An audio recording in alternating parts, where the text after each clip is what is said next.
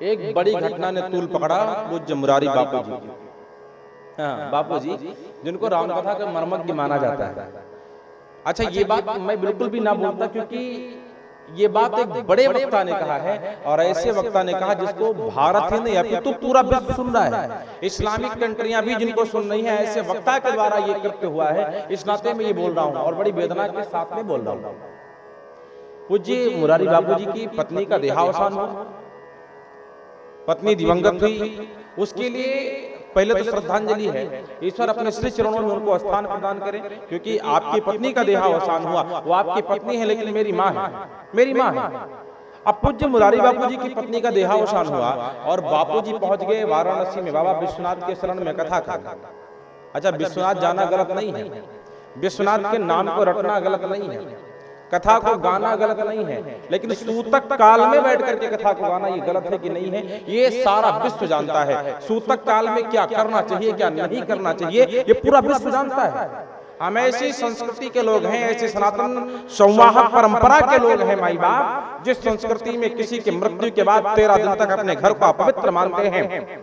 जब तक पवित्र नहीं होता, जब तक 10वें संस्कार को हम लोग नहीं कर सकते, जब तक घर को पवित्र नहीं कर सकते, तब तक घर के भीतर कोई शुभ कार्य नहीं करते। बच्चा जन्म लेकर के आता है तब भी सूतक होता है, और जब तक हम लोग उसके सूतक काल का निवारण नहीं करते तब तक कोई शुभ काम नहीं करते।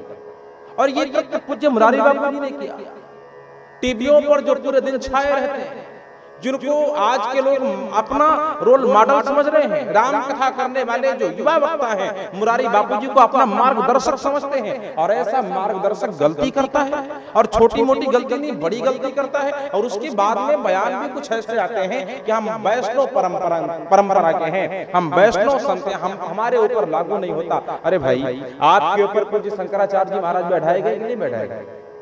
एक स्तंभ बना करके बैठाए गए हैं ना, उनकी बात तो मानना पड़ेगा, शास्त्र की बात तो मानना पड़ेगा। अच्छा ठीक है, आपकी बात पर हम आते हैं। अभी भी मुझे सूचना मिली कि पूज्य बापू जी ने माफी मांग लिया। अगर आपने गलती किया नहीं तो माफी क्यों मांगा?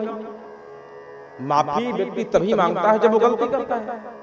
बिना गलती के व्यक्ति माफी मांगता नहीं, अपने बातों पर एकदम तटस्थ रहता है, अडिग रहता है कि मैंने गलत किया नहीं, और गलत किया नहीं तो माफी मांगूंगा नहीं। अच्छा, बापूजी ने अगर गलत किया नहीं तो माफी मांगा क्यों? और अगर माफी मांगा इसका मतलब गलत किया, तो इतने बड़े संत होकर के जिनको पूरा विश्व आज सुन करके अपने जीवन में अनुसरित करता है, अनुसरण करता है, उन्होंने गलती किया क्यों?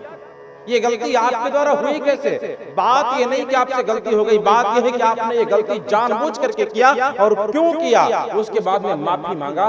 माई बाप, ऐसे तो सारे छोटे मोटे वक्ता भी करना शुरू कर दे, बड़े वक्ता भी करना शुरू कर दे, जो आपके समकक्ष बैठे हुए वक्ता हैं वो भी करना शुरू कर दे, हम भी करना शुरू कर दे, ग्रामीण अंचल का वक्ता करना शुरू कर दे, शहरी अंचल का वक्ता करना शुरू कर दे, मथुरा वृंदावन काशी विश्वनाथ अयोध्या समस्त धर्मांचलों के वक्ता ये करना शुरू कर दे। पहले गलत करे फिर बोले मैं माफी मांगता हूं, तो कहां तक चलेगा बताइए? छोटे करे तो आप उनको नोच लोगे, छोटे करें तो ये बड़े संत उनको जीने नहीं देंगे, और बड़ा कर लिया गलती हो गई माफी मांगता हो, तो संपूर्ण भारतवर्ष क्या निकम्मा बैठा है? लेकिन फिर भी संत हृदय नवनीत समाना, कहा कबिन पर काहे न जाना। पूज्य बापूजी ने माफी मांगा है, और अगर बापूजी ने माफी मांगा है तो मेरा तो मानना यही है कि समस्त संतों को माफी दे देना चाहिए।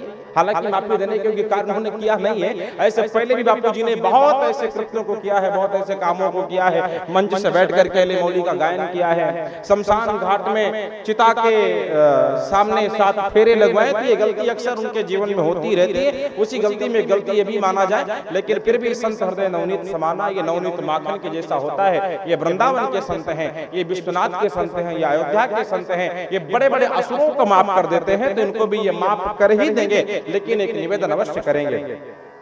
ये माफी एक शर्त पे दिया जाए कि दोबारा भविष्य में पूज्य बापू जी के द्वारा ऐसे कोई भी कुकृत्य दोहराए नहीं जाएंगे, ऐसे कोई भी कार्य बिल्कुल नहीं किए जाएंगे जो धर्म के विपरीत होगा, जो शास्त्रों के विपरीत होगा, जो पुराणों के विपरीत होगा। ऐसे कोई भी कार्य बापू जी जीवन में कभी भी नहीं करेंगे। इसी एक शर्त पे इनको माफी देनी चाहिए। बाकी बाबा विश्वनाथ है, वो तो वैसे भी शमशान में बैठने वाला देवता बड़ा फक्कड़ है। क्षणे रुष्टा क्षणे तुष्टा रुष्टा तुष्टा क्षणे क्षणे, जो क्षण में प्रसन्न हो जाए, क्षण में रुष्ट हो जाए, ऐसे काशी काशी विश्वनाथ के शरण में वो पहुंचे हैं तो कल्याण तो हो ही जाएगा, हरिहर तो उनका हो ही जाएगा। लेकिन पूज्य बापू जी भी इन बातों का ध्यान रखें, छोटे वक्ता भी आपके नीचे बैठे हैं, उनको आपके विरोध में ना उतरना पड़े, क्योंकि आप हम सबके रोल मॉडल हैं, आप हम सबके मार्गदर्शक हैं। और आपके सामने अगर हम बोले सूरज के सामने दीपक दिखाने के जैसा हो गया, लेकिन कभी कभी ऐसा हो ही जाता है कि राजा गलती कर बैठता है, प्रजा को विरोध करना पड़ता है। कभी कभी ऐसा होता है कि घर का बुजुर्ग गलती कर बैठता है, नाती को विरोध करना पड़ जाता है। तो ये आपके द्वारा ऐसी गलती कभी ना हो, ये हम समस्त संतों की मांग है। हम समस्त संतों से यह अनुरोध, समस्त संत मिलकर के आपसे अनुरोध कर रहे हैं कि पूज्य बापू जी आप धर्म के अनुरूप ही कार्य करें, उसी में हम सबकी भलाई है।